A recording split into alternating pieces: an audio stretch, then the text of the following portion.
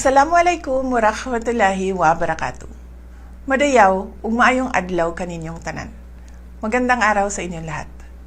Isang masigla at mainit na pagbati ng bagong taon ang ipinapaabot ko sa bawat Pilipino sa buong mundo. Sa pagsalubong natin sa 2026, iwaksi na natin ang anumang pag-aalinlangan at takot. Ngayon ang simula ng isang panibagong kabanata, isang malinis na pahina na punong-puno ng pag-asa. Hayaan nating mag-alab muli ang ating tapang at determinasyon. Ano man ang hamon na ating haharapin, taglay natin ang pambihirang lakas upang malampasan ang lahat ng balakid.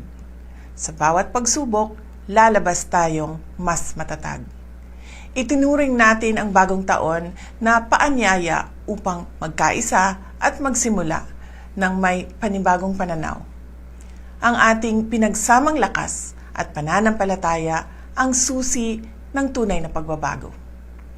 Sama-sama tayong magsikap at magdasal na ang 2026 ay maging taon ng pag-asa at pagpapala.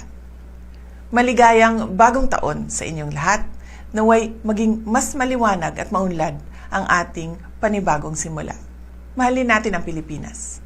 Para sa Diyos, sa bayan, at sa bawat pamilyang Pilipino. Syukran.